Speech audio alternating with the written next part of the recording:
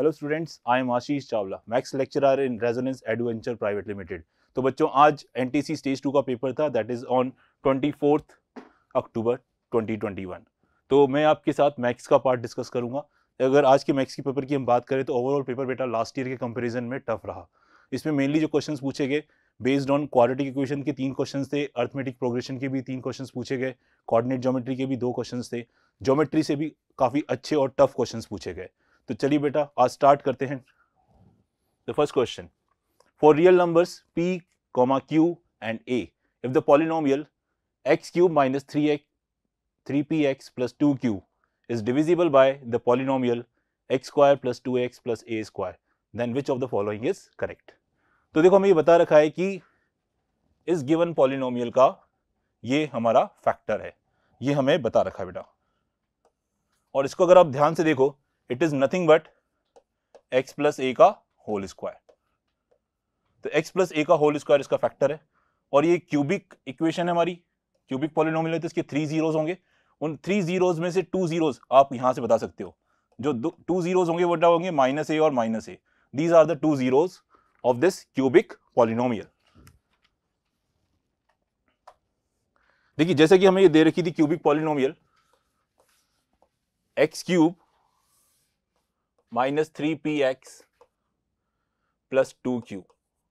जैसा मैंने आपसे कहा कि इसके 2 जीरोस तो हमें पता चल गए, एक तो -a, एक -a, और तीसरा मान लेते alpha.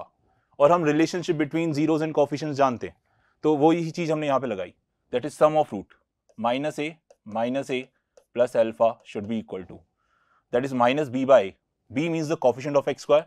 So here the coefficient of x square is 0, so we can say that this is 0. So I can say the value of alpha comes out to be 2a. So the value of alpha comes out to be 2a. Now again we apply the product of root, that is alpha into beta into gamma, which is equals to -d by d means the constant term, that is -2q, divided by a means the coefficient of x cube, that is 1. So here minus become plus, so we are getting a square into alpha. The value of alpha is 2a, which is equals to -2q. 2 and 2 get cancelled, so I am getting the value of a cube as -q. So the value of a cube is -q. Now here we know that -a is the 0 of this polynomial. So it will, if you put in place of x, if you put -a, you will get 0. So I am putting in place of x, I am putting -a. So I am getting -a cube plus 3pa, in place of x write -a, plus 2q equal to 0. Now what is the value of a cube? That is -q. -q into minus, it become plus q.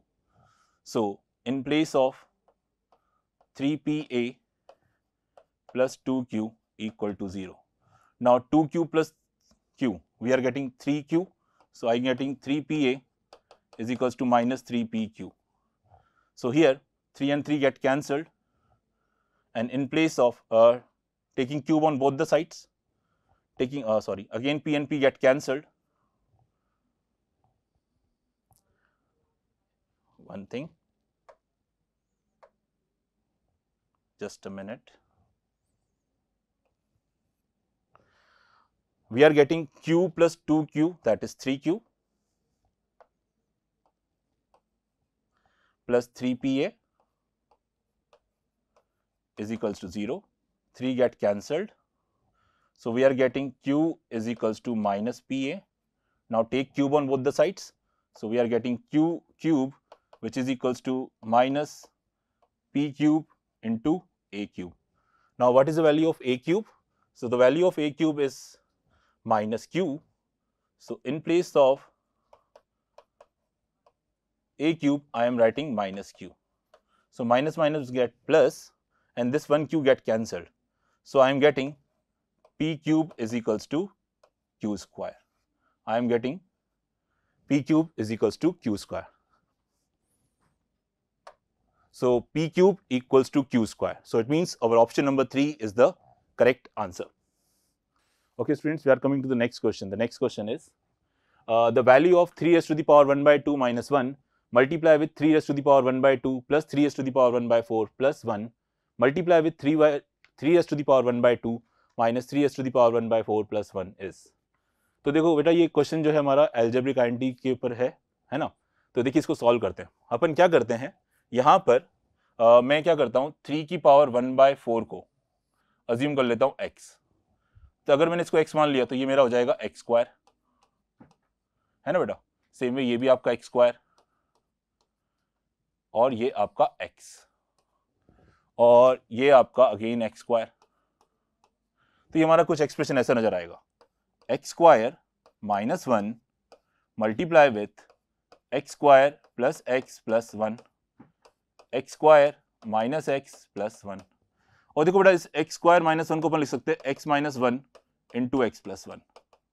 Okay, और ये algebraic identity आपने पढ़ी होगी कि x minus 1 multiply with x square plus x plus 1 is nothing but x cube minus 1 and x plus 1 multiply with x square minus x plus 1 is nothing but x cube plus 1. Again we apply the formula a plus b multiply with a minus b, that is a square minus b square. So we are getting x की power 6 minus 1. Now here x raised to the power 6 can be written as x square raised to the power 3. X square raised to the power 3. Okay, so minus 1. So what is the value of x square? So the value of x square is 3s to the power 1 by 2. 3s to the power 1 by 2 raised to the power 3 minus 1, which is equal to 3s to the power 3 by 2 minus 1, which can be written as 3 root 3 minus 1. 3 root 3 minus 1. So according to this, our option number 3 will be the correct answer. Okay students, we are coming to the next question. The next question is, given that the system of equation mx plus 2y equals to 10 and 3x minus 2y equal to 0 have the integral solution, then the possible value of m is। देखिए हमसे कहा जा रहा है कि ये जो दो लीनियर इक्वेशंस हैं इनके इंटीग्रल सॉल्यूशंस हैं। तो लेट्स से मैंने इन दोनों इक्वेशंस को बेटा ऐड किया, तो जब हम ऐड करेंगे तो 2y से 2y get cancelled, so we are getting mx plus 3x, so we are getting m plus 3 times of x which is equal to 10. So I can say that the value of x is equal to 10 divided by m plus 3. Now as we want the integral solution, so it means 10 should be divisible by m plus 3, or you can say m plus 3 is the factor of 10. So m plus 3 is a factor of 10. So m plus 3 can be plus minus 1, 2, 5 and 10. And from here I can say that the value of m is minus 4, minus 5, minus 8, minus 13 and minus 2, minus 1, minus 2, minus 1, plus 2 and 7. So these are the values of the possible value of m. जब हम इन values के पे try करेंगे, देखिए x तो integer मिल जाएगा लेकिन हमें y भी इंटीजर चाहिए। तो अगर हम देखेंगे तो हमें y केवल जो इंटीजर मिलेगा वो सिर्फ m इक्वल टू 2 और m इक्वल टू माइनस 8 के लिए मिलेगा। अगर हम देखें तो y हमें इंटीजर m इक्वल टू 2 और m इक्वल टू माइनस 8 के लिए मिलेगा। सो इसके अकॉर्डिंग हमारा ऑप्शन नंबर 2 करेक्ट होगा बेटा। Okay students, we are coming to the next question. Next question बेटा हमारा अर्थमेटिक प्रोग्रेशन से है। क्वेश्चन ये कह रहा है कि consider N arithmetic progression with n terms if the common difference is increase by 1 and the nth term is increased by 19 and the fifth term of the progression is 28 and the average of the first and the last term is 61, then the 10th term of the progression is। चलिए करते हैं बेटा इस question को। पहले तो जो information दे रखी है उसके अकॉर्डिंग देखो, इसने बोला कि मान लेते जो हमारी अर्थमेटिक प्रोग्रेशन है उसकी फर्स्ट टर्म को मैं a मान लेता हूँ, कॉमन डिफरेंस मान लेता हूँ d है, नंबर ऑफ टर्म्स n है और इसकी nth टर्म को मैंने an अज्यूम कर लिया है, ऐसा इसने कहा। और इसी की फिफ्थ टर्म की वैल्यू आपको 28 भी दे रखी है, इसी की फिफ्थ टर्म की वैल्यू हमें 28 भी दे रखी बेटा।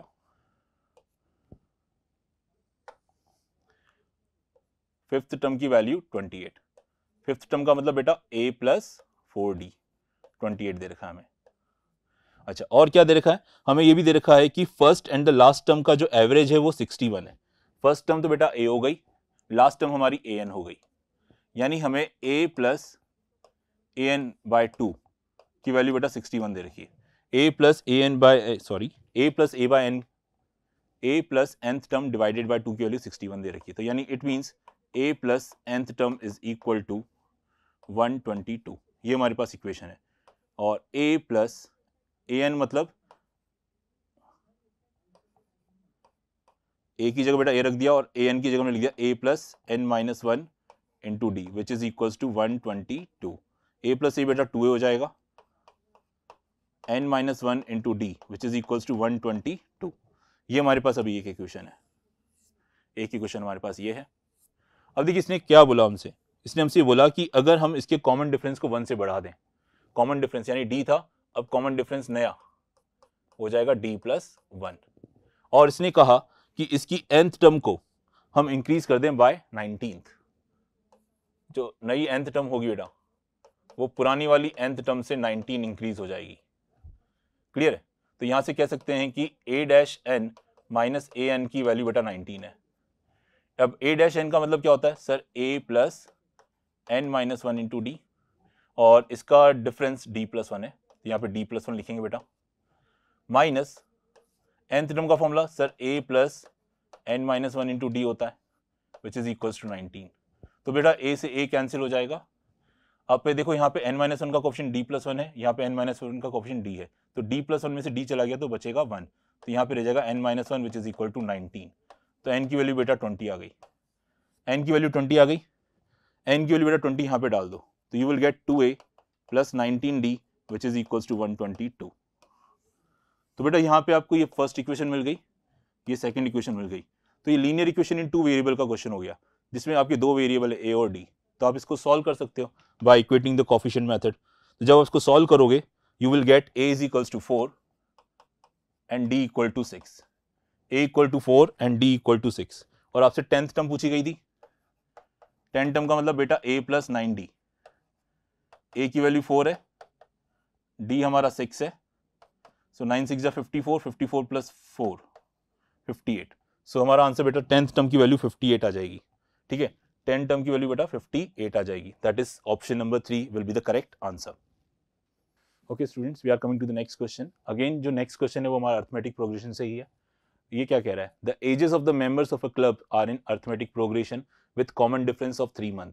3 मंथ यू कैन से, अगर इसकी मैं ईयर की बात करें तो 3/12, 3/12 मतलब 1/4. So common difference is 1/4 year, ये बोल सकते हैं अपन.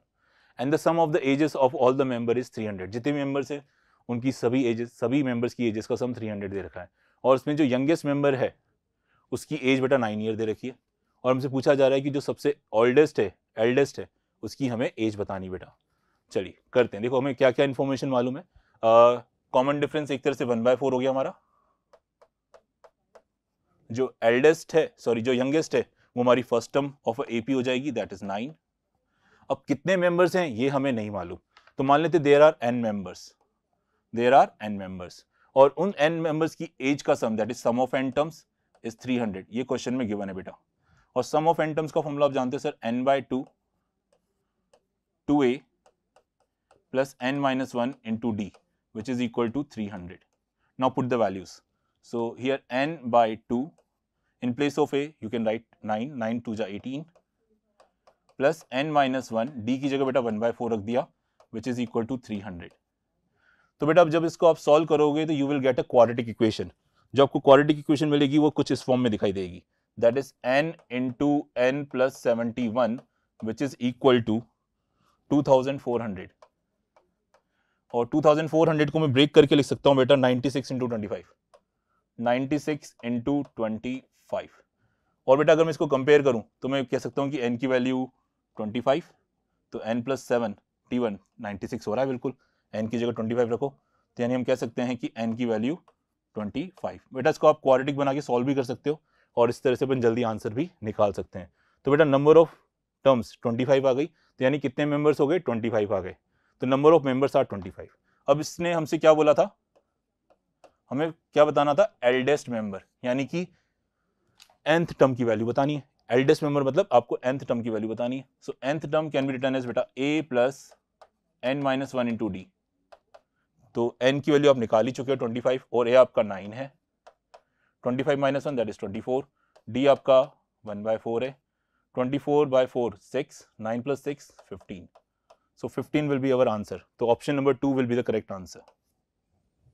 Okay students, we are coming to the next question. The next question is, next question बेटा हमारा क्वाड्रेटिक इक्वेशन से है, ये एक वर्ड प्रॉब्लम है। देखिए इसमें क्या कह रहा है, a sum of ₹27,000 was divided among a certain number of person. ये हमारे पास कुछ रुपए हैं जो कि हमें कुछ पर्टिकुलर पर्सन्स में डिवाइड करने इक्वली।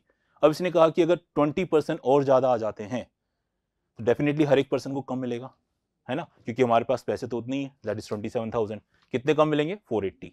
चलिए मान लेते हैं कि नंबर ऑफ पर्सन जो हमसे पूछा जा रहा है, मान लेते हैं नंबर ऑफ पर्सन n है। हमारे पास कितने रुपए हैं सर? 27,000 है। अगर इन 27,000 को आपको n मेंबर में डिवाइड करना है तो हर एक को कितने मिलेंगे सर? 27,000 divide by n। अब अगर नंबर ऑफ पर्सन बढ़ जाते हैं तो पैसे तो बेटा हमारे पास उतने ही है, और मेंबर कितने हो गए इस बार? पहले n थे, 20 और आ गए, तो हर एक को कितने मिलेंगे? n+20। और साफ साफ दिखाई दे रहा है कि ये वैल्यू डेफिनेटली इससे कम है क्योंकि इसका डिनोमिनेटर बड़ा है। ये वैल्यू इससे कितनी कम है सर? 480 कम है। तो इन दोनों का डिफरेंस बेटा 480 है। यहां से 27,000 कॉमन लेके आप उधर शिफ्ट कर दीजिए, इसका एलसीएम ले लीजिए, that is n into n+20। तो ऊपर आ जाएगा बेटा n+20 minus n which is equals to 480 divided by 27,000। तो बेटा n से n कट जाएगा, 0 से 0 कट जाएगा, और 48 और 2700 को भी आप कैंसिल आउट कर सकते हो, है ना। तो ये हमारे पास आ जाएगा, ठीक है। तो इसको जब आप बेटा सॉल्व करोगे, इसको जब आप सॉल्व करोगे तो यू विल गेट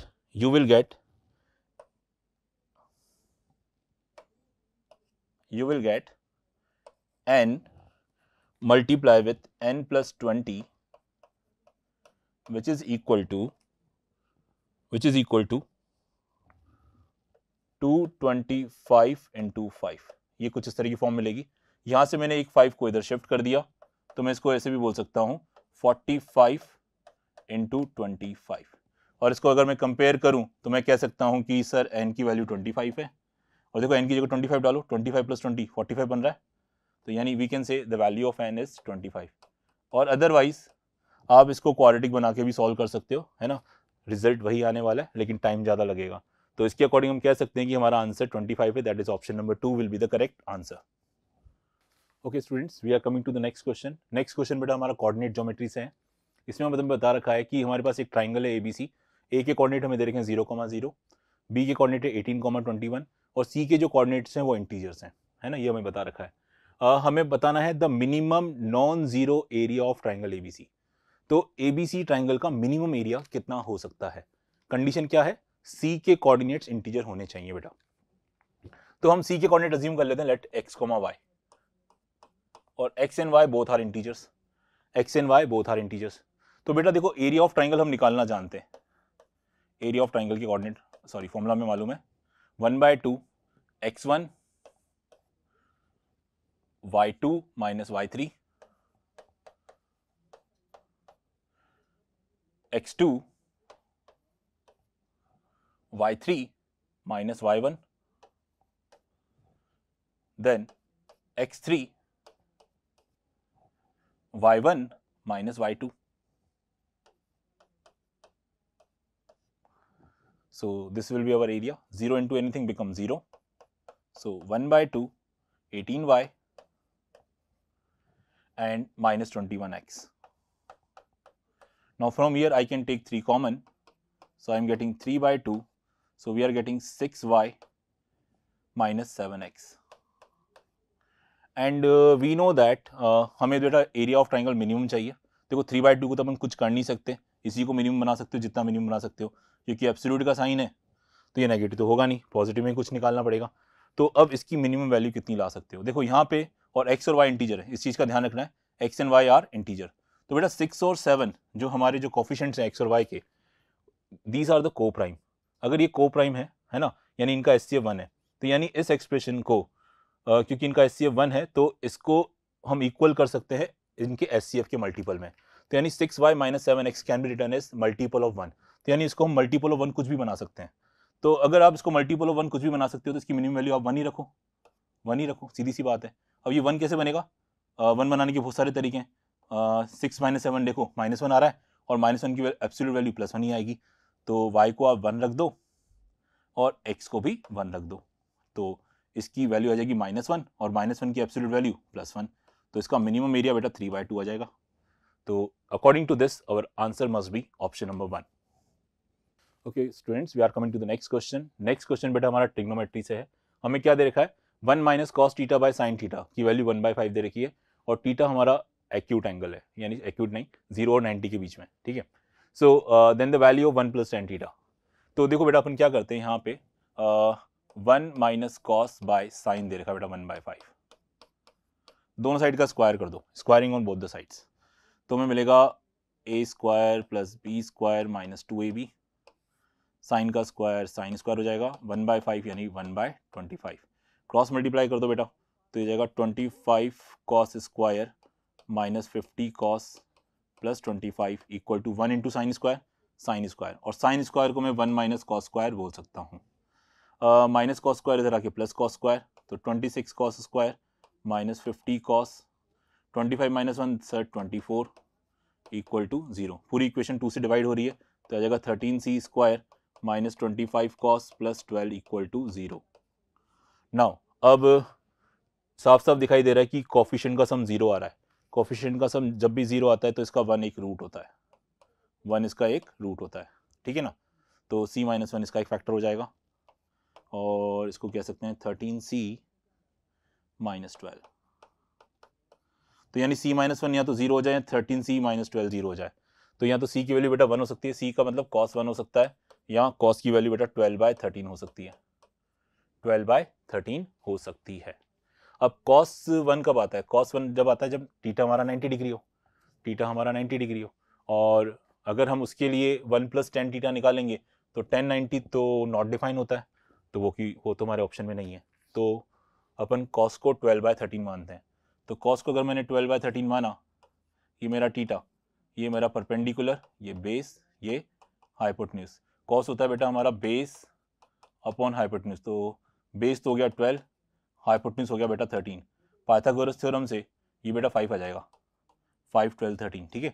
और हमसे क्या बोला जा रहा था, 1 + tan थीटा, तो 1 + tan थीटा सर परपेंडिकुलर अपॉन बेस यानी 5/12, तो यानी कि 17/12 is the answer. So option number 2 will be the correct answer. Okay students, we are coming to the next question. Next question बेटा हमारा हाइट एंड डिस्टेंस कंसेप्ट से है। तो क्वेश्चन देखिए क्या कह रहा है। क्वेश्चन ये कह रहा है कि the angle of elevation of the top of the ladder leaning against a wall measured from a distance of 7.3 meter from the foot of the ladder is 45 degree. Suppose that the vertical height of the top of the ladder is 17.3 meter. Then the best approximation of the angle of the inclination of the ladder with the wall is. Okay, चलिए देखते हैं question क्या कह रहा है। देखिए मान लेते हैं ये हमारा ग्राउंड है, ग्राउंड लेवल, ये हमारी वॉल है और ये लैडर है, this is our ladder, clear. और ये लैडर किसी एंगल से इस पे इंक्लाइंड हो रही है, वही हमें फाइंड करना है। ये किसी एंगल से इंक्लाइंड हो रही है, वही हमें फाइंड करना है बेटा, सही है। और इसने कहा कि ये जो लैडर का जो फुट है, ये लैडर के फुट से 7.3 मीटर डिस्टेंस पर, इस लैडर के फुट से 7.3 मीटर डिस्टेंस पर ये एक पॉइंट है, यहां से इसके टॉप को देख रहे हैं दोबारा से, तो ये जो एंगल बन रहा है वो 45 डिग्री बन रहा है, ऐसा इसने कहा। और ये डिस्टेंस हम अज्यूम कर लेते बेटा ये एक्स से लेट से, और ये इसकी हाइट हमें दे रखी है क्वेश्चन में 17.3, और ये wall by default perpendicular to the ground होगी सही। तो देखो हमने क्या किया, इस ट्राइंगल के अंदर लेट्स इसको नाम दे दिया बेटा ए बी सी डी।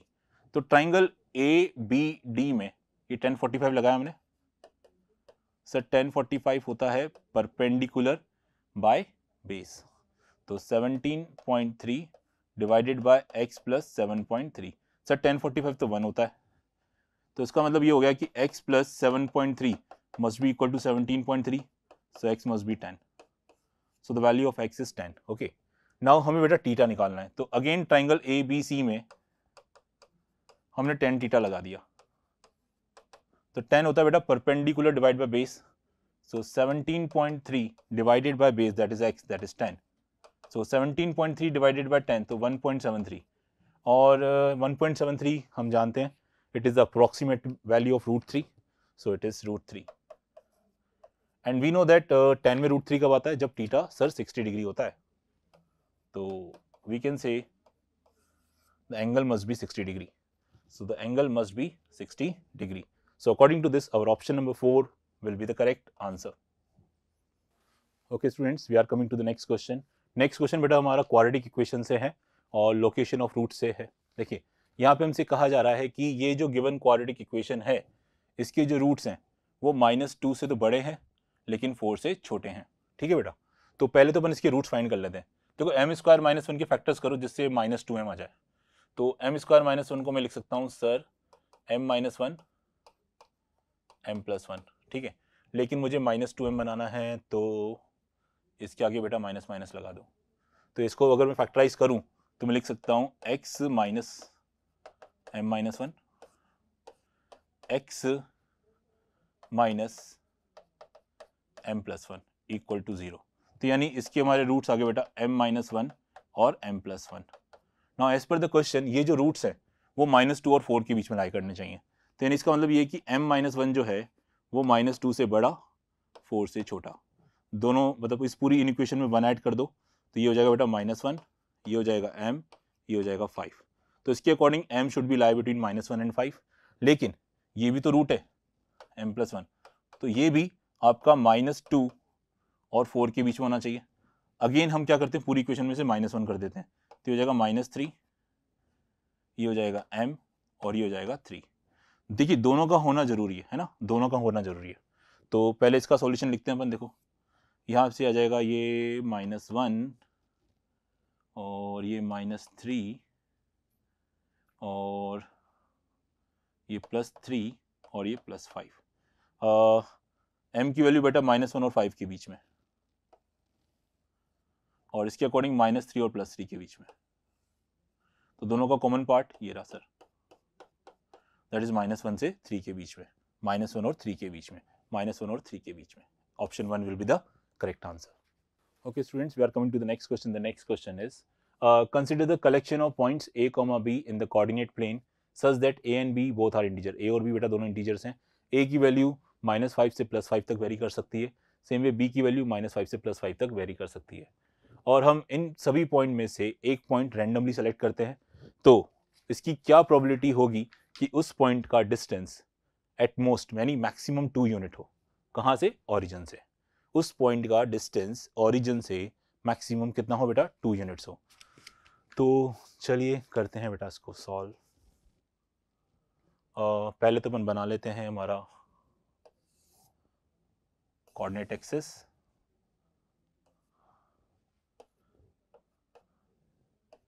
ये हमारा y एक्सिस, ये हमारा x एक्सिस, ये हमारा ओरिजिन.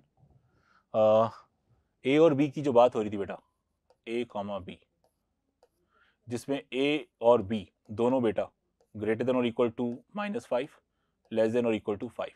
यानी a की वैल्यू -5 से +5 तक जा सकती है.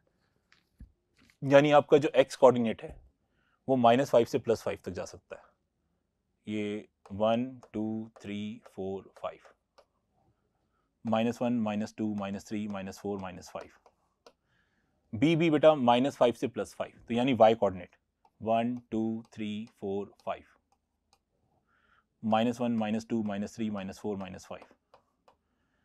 तो यानी कहने का मतलब ये है कि एक तरह से अपन देखा जाए तो ये हमारा एक तरह का बेटा यहाँ पे आप देख सकते हो कि ये पॉइंट हो गया -5,5, ये पॉइंट हो गया 5,5, ये पॉइंट देखो -4,5 -3,5 -2,5 -1,5 1,5 2,5 3,5 4,5. इस रो में अगर अपन देखें तो 1 2 3 4 5 6 7 8 9 10 11 पॉइंट आ रहे हैं.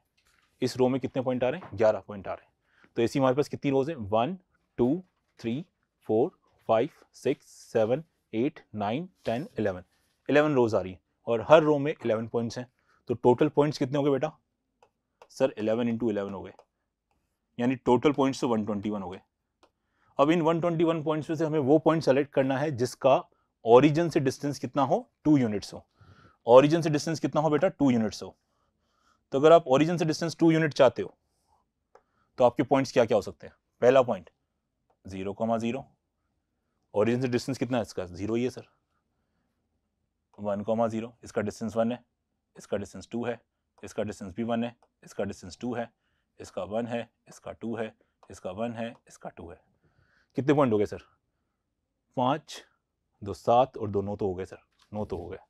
अब और क्या हो सकता है सर? 1,1, इसका डिस्टेंस √2 ही तो हुआ, ये भी हो गया, ये भी हो गया, ये भी हो गया।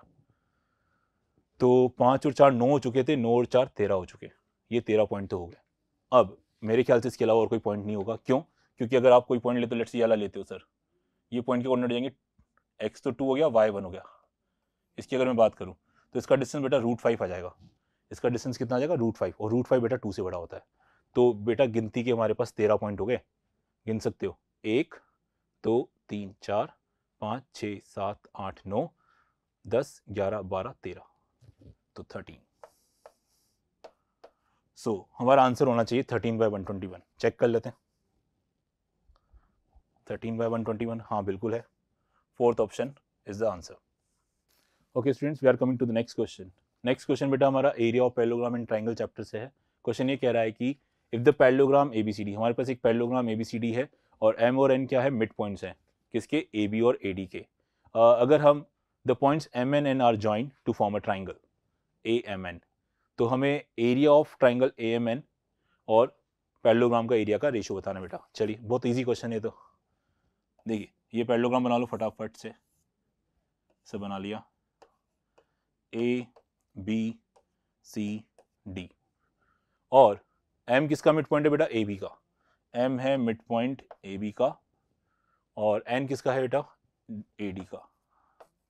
तो ये आपका ट्राइंगल बन रहा है जिसका एरिया और ए बी सी डी के एरिया का रेशियो बताना है हमें। तो मैं मान लेता हूं कि इस ट्राइंगल का एरिया ए है। क्या मान लिया? इसका एरिया ए।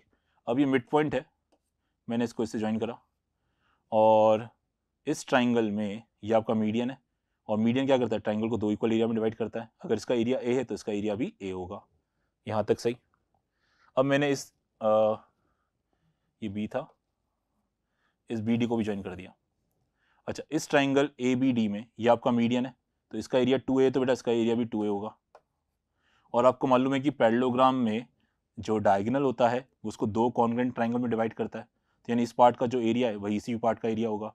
इसका एरिया कितना है सर? 4a, तो इसका भी कितना होगा बेटा? 4a। तो बस हो गया हमारा क्वेश्चन सॉल्व। इस ट्राइंगल का एरिया कितना है सर? a, और इस पैरेललोग्राम का एरिया कितना हुआ sir? 4a + 4a sir 8a। a से a कट गया बेटा, 1/8 आ गया। दिख रहा है? हाँ दिख रहा है सर, ये रहा। So 1:8 is the answer. Okay students, we are coming to the next question. Again जो नेक्स्ट क्वेश्चन है बेटा वो हमारा area of parallelogram in triangle chapter से है। यहाँ पे हमें एक रेक्टेंगल दे रखा है ABCD, ठीक है। उसके अंदर ये 2 ट्राइंगल्स बने हुए हैं, that is triangle BFC and the triangle CED। ये जो लाइन BF है और जो EC लाइन है वो G पे इंटरसेक्ट कर रही है, और ये जो लाइन ED है और जो BF है वो H पे इंटरसेक्ट कर रही है, और ये जो लाइन CF है वो ED को H पे J पे कट कर रही है ना बेटा। हमसे शेडेड पार्ट का एरिया पूछा गया है। दे क्या क्या रखा है? BEG का एरिया दे रखा है बेटा 503, ये रहा BEG 503, और क्या दे रखा है? JFD, इसका एरिया बेटा 408 दे रखा है, सही। और क्या दे रखा है? इसका EHFA का एरिया दे रखा है 113, ठीक है बेटा। तो अपन क्या करते हैं, इस वाले ट्राइंगल का एरिया मान लेते हैं A है, इसका जिसका एरिया हमें निकालना है शेडेड पार्ट, उसको मैं X नाम दे देता हूँ, मुझे X निकालना है ना, मेरा टारगेट है X निकालना, और इस वाले एरिया को हम बोल देते हैं B। अच्छा, अब देखो यहाँ पे ये हमारे पास एक रेक्टेंगल है और ये ट्राइंगल है CED। तो this rectangle and this triangle having same base and between same parallel, तो इस ट्राइंगल का एरिया इस रेक्टेंगल का हाफ होगा। तो हम इस ट्राइंगल का एरिया निकालते हैं, कितना आ रहा है सर? A + X + B। कितना आ रहा है सर? A + X + B। ये क्या होगा? रेक्टेंगल का हाफ होगा। तो सेम वे ट्राइंगल BFC का एरिया भी तो बेटा रेक्टेंगल का हाफ होगा, होगा नहीं होगा? अच्छा, तो अगर BFC का एरिया रेक्टेंगल का हाफ है तो ये जो रिमेनिंग पार्ट बचा यानी कि BAF यानी 503 plus A plus 1 503 plus A plus 113। बेटा अगर इसका एरिया इस रेक्टेंगल का हाफ है तो ये जो बचे हुए जो ट्राइंगल्स हैं बेटा इनका एरिया भी तो रेक्टेंगल का हाफ होगा, तो यानी 503A प्लस 113 और B प्लस 408। सर ये भी रेक्टेंगल का हाफ, ये भी रेक्टेंगल का हाफ, सो बस बोथ मस्ट बी इक्वल। और देखो A से A कट गया, B से B कट गया, X हम चाहते थे वो मिल गया। बेटा इन तीनों को ऐड करोगे तो यू विल गेट 2024। ये आ रहा है बेटा आंसर, तो जो कि हमें ऑप्शन में तो कहीं नजर नहीं आ रहा, तो इसका मतलब ये क्वेश्चन बोनस है। Okay students, we are coming to the next question. Next question बेटा बहुत सिंपल क्वेश्चन है based on lines and angles and parallelogram की एंगल प्रॉपर्टी के ऊपर, है ना बेटा। तो यहाँ पे क्या दे रखा है हमें, ABC एक राइट एंगल ट्राइंगल दे रखा है 90 डिग्री B पर है। इसने क्या दे रखा है बेटा, BD और BC बराबर है, BD और BC बराबर है, BD and BC are equal. और क्या दे रखा है, BDEF इज अ पैरेललोग्राम। तो बेटा ये पैरेललोग्राम है तो ये दोनों लाइंस पैरेलल, ये दोनों लाइंस पैरेलल, ये भी पैरेलल इसके, है ना बेटा। और BEF कितना दे रखा है बेटा, 10 डिग्री दे रखा है, ये पॉइंट E है। BEF बेटा ये 10 डिग्री दे रखा है आपको। आपको निकालना क्या है, ADE, ADE ये एंगल आपको निकालना है। मान लेते ये एंगल X है जो मैं निकालना है। चलिए करते हैं, कुछ ना कुछ तो करते हैं। देखो बेटा ये Z दिखाई दे रहा है आपको, तो सर ये 10 है तो सर ये भी 10 होगा। अच्छा सर ये पूरा 90 तो ये 80 होगा सर, ठीक है। अच्छा अब इस ट्राइंगल DBC में ये दोनों साइड्स इक्वल हैं, तो यानी ये दोनों एंगल्स भी इक्वल होंगे। अच्छा ये 80 हो चुका है तो बचा 100, तो 100 को दो इक्वल पार्ट में डिवाइड किया सर 50 50। अच्छा क्योंकि सर ये दोनों लाइंस पैरेलल हैं तो corresponding angles are equal, so X must be बेटा 50, तो हमारा आंसर 50 आ गया। So option 1 is the correct answer. Okay students, we are coming to the next question. देखिए one more question from the quadratic. तो quadratic की इस बार अच्छे क्वेश्चंस आ गए हैं। For the distinct real numbers a, b, c and a is not equal to 0, consider the quadratic equation ax square plus bx plus c equal to 0, और हमें दे रखा है a plus b plus c is 0, then the solution of the quadratic equation। देखिए बहुत ही बढ़िया concept है कि जब भी किसी इक्वेशन के कोफिशिएंट का सम 0 होता है बेटा, ये हमने पहले भी क्वेश्चन में देखा था, जब भी कोफिशिएंट का सम 0 आता है तो इसका मतलब ये होता है कि 1 उसका रूट है, 1 उसका रूट है। तो देखो यहाँ पे A B C कोफिशिएंट है और कोफिशिएंट का सम 0 दे रखा है, तो इसका मतलब है कि इस क्वाड्रेटिक इक्वेशन का एक रूट डेफिनेटली 1 है, एक रूट डेफिनेटली 1 है। दूसरा रूट मान लेते बीटा, तो प्रोडक्ट ऑफ रूट हमें मालूम है sir constant term divided by the coefficient of x square यानी c बाय a, तो हमारा अल्फा बेटा 1 है, ठीक है, alpha into beta is equal to c by a. तो यानी एक रूट अगर आपका 1 है तो दूसरा रूट आपका सी अपॉन ए होगा, एक रूट अगर आपका 1 है तो दूसरा रूट सी अपॉन ए होगा। इसका मतलब हमारा आंसर हो गया option number 4। Okay students, we are coming to the next question. Next question बेटा हमारा सरफेस एरिया वॉल्यूम चैप्टर से, दैट इज, और ये बेस्ड है कन्वर्जन ऑफ सॉलिड्स पे। देखिए क्वेश्चन क्या कह रहा है हमसे, यहाँ पे कहा जा रहा है कि हमारे पास एक रेक्टेंगुलर प्लॉट है जिसकी लेंथ और विड्थ हमें दे रखी है 28 और 14, और हमने क्या किया उसमें से कॉनिकल पिट यानी एक हमने कॉनिकल टाइप का एक गड्ढा खोद दिया है जिसका डायमीटर बेटा 7 है और उसकी डेप्थ कितना खोदा है हमने, 3 मीटर तक खोदा है, और इसमें से उससे जो रेत निकली वो हमने उस फील्ड के रिमेनिंग पार्ट पर बिछा दिया, ठीक है। तो ऐसा करने पर उस फील्ड का लेवल कितना रेज होगा ये हमसे पूछा गया है। हमें पाई की वैल्यू बेटा 22/7 लेनी है इसके अंदर। चलिए क्वेश्चन को सॉल्व करते हैं। देखिए मान लेते हमारे पास ये रेक्टेंगुलर फील्ड है हमारी जिसकी डायमेंशंस हमें दे रखी है, इसकी डायमेंशंस बेटा दे रखी है हमें 28/14, ये 28 है और ये 14 है, ठीक है। यहाँ पे हमने एक कॉनिकल गड्ढा खोद दिया जिसका डायमीटर है बेटा 7, तो रेडियस कितना हो जाएगा इसका, रेडियस हो जाएगा बेटा 7/2, रेडियस कितना हो जाएगा बेटा 7/2। ये कॉनिकल यहाँ पे इस तरह से देखें अपन, ठीक है, कॉनिकल हमने कर दिया जिसका रेडियस कितना बेटा 7/2 मीटर, और डेप्थ कितनी बेटा, डेप्थ कितनी है, डेप्थ हमें दे रखी है 3 मीटर। अच्छा, यहाँ से कितनी रेत निकलेगी, यहाँ से कितनी रेत निकलेगी, जितना इसका वॉल्यूम है। तो कौन का वॉल्यूम अपन सब जानते हैं सर, 1/3 पाई आर का स्क्वायर इनटू एच, एच मतलब डेप्थ। अच्छा, ये जो रेत निकली हमने इस रिमेनिंग फील्ड पे डाल दी। अब देखो, जब हम रिमेनिंग फील्ड पे डालेंगे तो हम इस पोर्शन पे तो रेत नहीं डालेंगे, क्योंकि यहाँ तो अपन गड्ढा कर चुके। तो रेक्टेंगल के एरिया में से पहले तो ये पोर्शन हटा दो, तो हटा देते हैं। रेक्टेंगल का area sir 28 into 14 minus pi 7/2 का स्क्वायर। तो ये हमारा बेस का एरिया हो गया बेटा, इस सरफेस का एरिया हो गया। अब ये कितना राइज करेगी, मान लेते ये h मीटर राइज करेगी। तो ये तो बेस का एरिया हो गया इनटू हाइट, ये इसकी वॉल्यूम हो गई, ये इसकी वॉल्यूम होगी। And both volume should be equal, क्योंकि जो रेत हमने निकाली उसी से ये सरफेस बनी है, उसी से ये पोर्शन बना है। So both must be equal. बेटा बाकी सारा काम कैलकुलेशन का है, आप इसको जब कैलकुलेट करोगे तो you will get the value of h as 10.9, h as 10.9। थोड़ा कैलकुलेटिव था, अदरवाइज कंसेप्ट तो बहुत ईजी है ना। तो इसके अकॉर्डिंग हम देख सकते हैं कि हमारा जो आंसर आएगा that is 10.9, that is option number 2 will be the correct answer.